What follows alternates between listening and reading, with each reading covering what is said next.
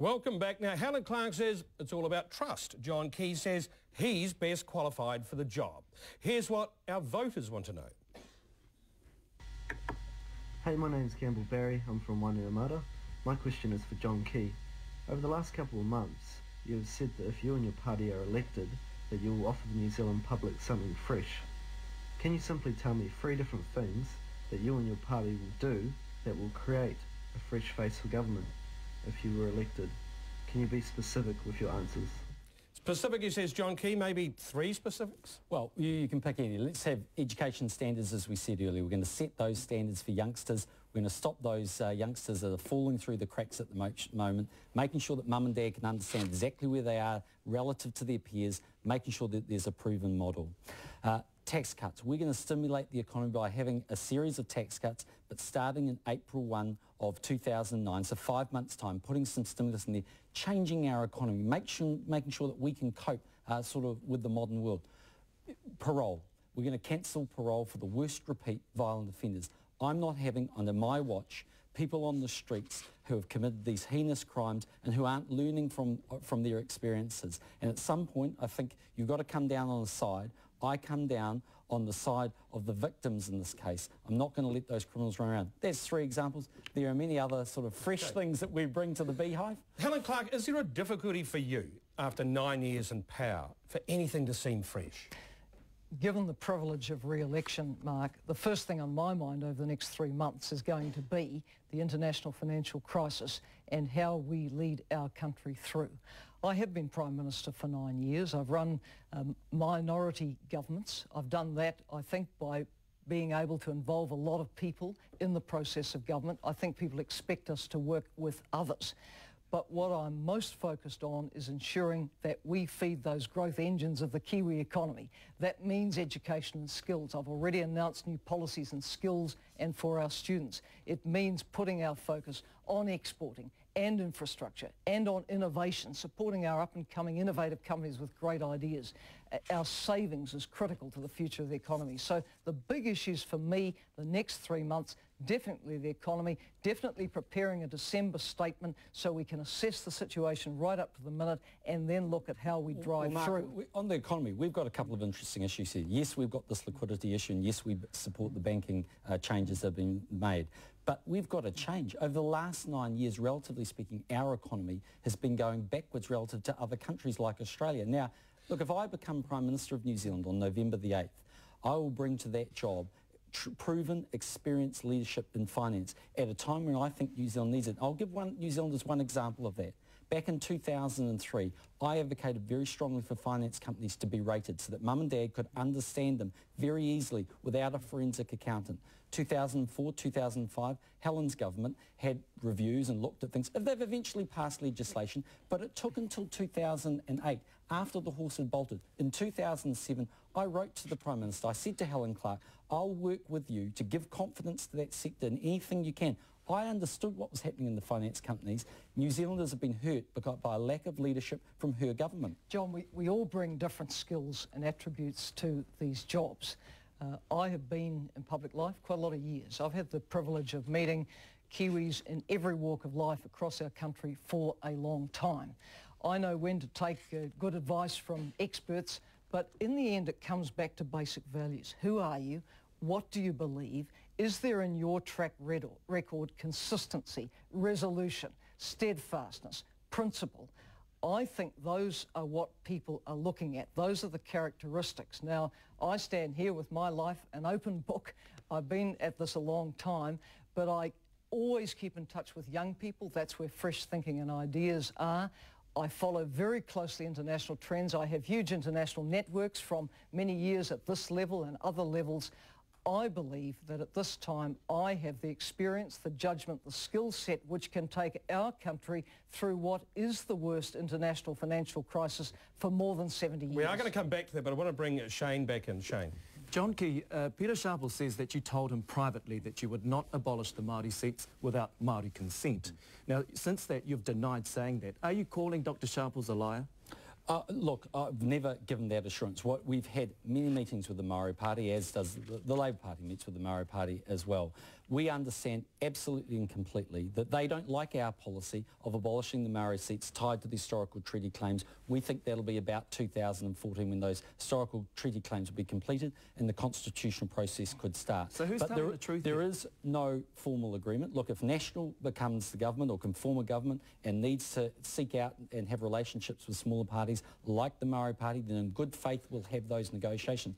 I have no doubt that would be an issue they'd raise, and other issues. On both sides, there are issues they don't agree with us on. But there is no formal agreement. But I acknowledge they don't like our policy. Can we just clear this up, John Key? Because as Shane said, Peter Sharples has said, you told him privately, don't worry about the Maori seats.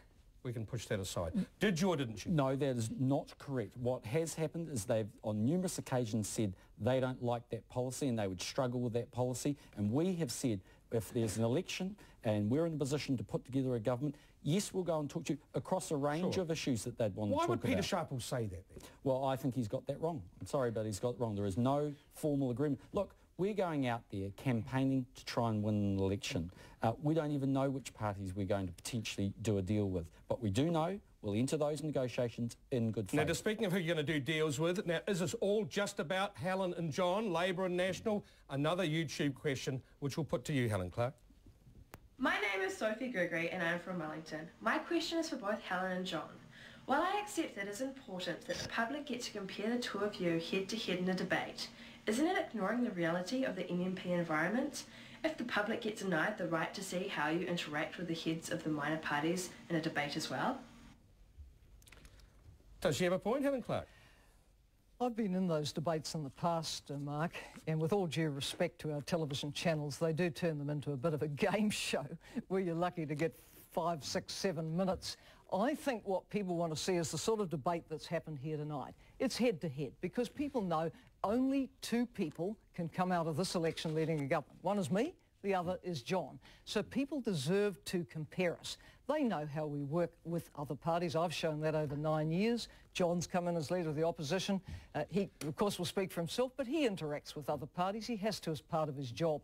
But it comes down to, do you want a centre-left government led by Helen Clark? Do you want a right-wing government led by John Key? You compare. See, last time, in the debate 3 years ago, you stood here and I asked you about the Maori Party and you said they're last cab off the rank. Are they, as Honi Harawira says now, in the limousine at the front? Look, we have spent the last 3 the years electorate bus, talking on many issues with the Maori Party, and obviously post-election, if they're in Parliament, we're likely to be speaking with them and working with them again. Winston Peters a live option? Is Winston Peters a live option for you, Helen Clark? Again, if his party is re-elected, we would look at the range of parties. I've never ruled out working with Winston Peters, and can I say on that, I did give the fella a fair go. He is the hardest person in New Zealand to argue due process for, but I have, because I believe in due process. And by the way, the Serious Fraud Office did say he had no case to answer. I do feel vindicated. Yeah. And he's still a minister in your government, though. Yeah, look, I argue due process. I say if people are back after the election, let's look at what their governing arrangement... So you couldn't rule him out being a minister again? Well, certainly not. Okay, John Key, you have ruled him out. Do you regret that? No, not at all. And the truth is that Helen Clark would have got rid of Winston Peters as a minister if he'd been any other minister in her government, but she needs him for re-election. Let's go back to the YouTube question actually for a second, because I agree with Helen on this one. It's a head-to-head debate. This is a change election. This is the opportunity for New Zealanders to choose a fresh start, a fresh program, fresh ideas, fresh people. This is a chance to actually make a difference to New Zealand going forward under ideas that I think that will take New Zealand to be a stronger economy with a lot better opportunities and actually a more progressive, confident New Zealand. And quite frankly, we've used an hour and a half up tonight. This is an opportunity for New Zealanders to have a look at both of us. When you start having 8 people on the stage, you can't get a lot of conversation. Okay, but when people look at you, John Key, I tell you, this is some things that people say to me. They say, has he got enough mongrel in him to take on that job? Well, you know, it's up to New Zealanders to decide whether I'm a sort of Alsatian or not, but as far as I'm concerned, I'm out there to try and make New Zealand a better country. And I've given up what was a pretty successful career before I came into politics because I feel passionately about New Zealand. And as I said in my opening address, we can do a lot better. Now, in the end, it'll be for New Zealanders to decide, do they want to back someone that's been in Parliament 27 years and had tremendous experience there, and I'm not knocking that, or somebody that's had a range of different experiences. I think in troubled economic times, where we're going to have to really do a lot better going forward, my economic experience will actually come Helen Clark, if people vote for you this election, are they going to get you for the full term? Do you guarantee you'll be here to the next election, or are you keeping the seat warm for Phil Goff? I'm campaigning for a full fourth term.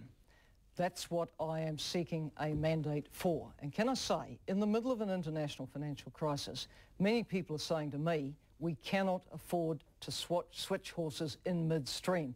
You know, John talked about fresh faces. I look at the opposition benches. I see Bill English from the 90s. I see Tony Ryle, Nick Smith, Murray McCully, Bill English is fantastic. Lockwood Smith. He's going to make a great minister Bill of English finance. was so fantastic. He got the National Party the worst results since its creation when they went to under 21%. That's how fantastic Bill English was. Your top four and Bill English was never stopped in the sulking 1980s. since he lost the National Party leadership and could hardly be considered a loyal deputy. I happen to have a loyal deputy, and I am fortunate that I have had Dr. Michael Cullen, a very strong steward of this country's economy and government finances, and what I am saying to people is, in the middle of the international financial crisis, who do you trust with the future of your economy, we've got time for one more question. and your family? And that won't be the answer. No, I think Helen Clark, we've got time for one more question to put this to you first.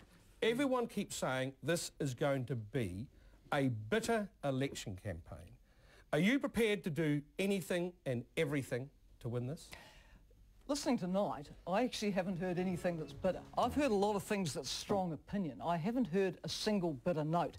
And can I say to all the mainly young people who came through on YouTube, that was fantastic. I think that through YouTube, Mark, you and TV1, you've brought not only the debate into people's homes, but you've made it real to young people through new technology. So I certainly don't feel a bitter campaign out there. I haven't felt it here tonight. Okay. I think we've got to have a good old-fashioned debate about the issues. We are going to have another one. We hope, John Key, they say it's going to be bitter. Are you willing to do anything it takes to win this election? Well, New Zealand needs to change, and we need a fresh start, and we need to do a whole lot better for New Zealanders. Will you do anything? I'm going to stay focused on the issues that matter, and they are the economy, law and order, education, health, delivering a brighter future to New Zealanders.